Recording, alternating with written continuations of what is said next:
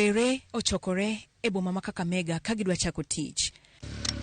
Jaloko margi tiyo kod lwete e lero chenro ka wengene e ite e kinde ma otudore kod ojendego 15 manyocha ondiki e chenro mar lero alwora ma otisni kazi mtaani e kaunti ma Kakamega. Here in Kakamega County, we have a total of 700 and approximately 700 people who are deaf.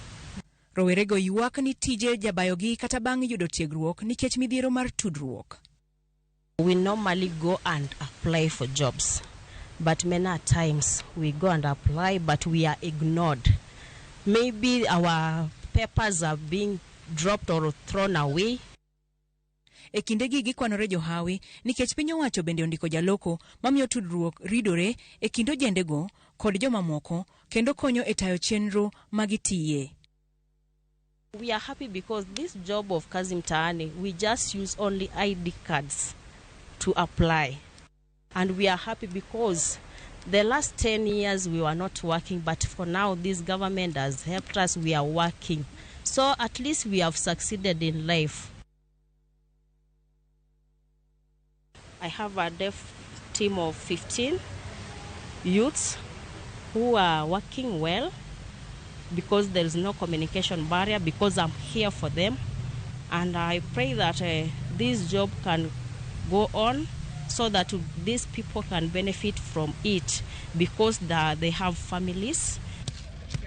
Ma en achiel kuom yore mag yaro thuolo ne rowere ma ong'ol ahinya to mago ma onge nyalo mar winjo kata loso ma thoro koso tich kaluwore kod midhiero ma gin go e yore mag tudruok. We have also another problem of entering in offices, in different offices, because we miss interpreters in those offices. So it comes up a challenge. Like in Parliament there is motions that goes on, but we have never been included. So we don't know what happens in the Parliament. Jopiny bende imedo jiw mondo osom tudruok e yor ranyisi ma ong'ere kaka Kenyan Sign Language.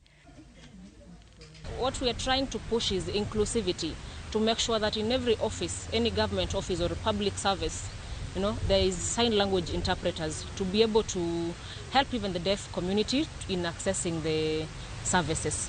Our main aim is to reduce the communication barrier between the hearing and the deaf. Piny owacho geto ndiko rowere 8,000 e bwo chenro mar kazi mtaani e kaunti ma Kakamega kuom thuolo mar dweche 3 mabiro. Ray Polo, Ramogi TV.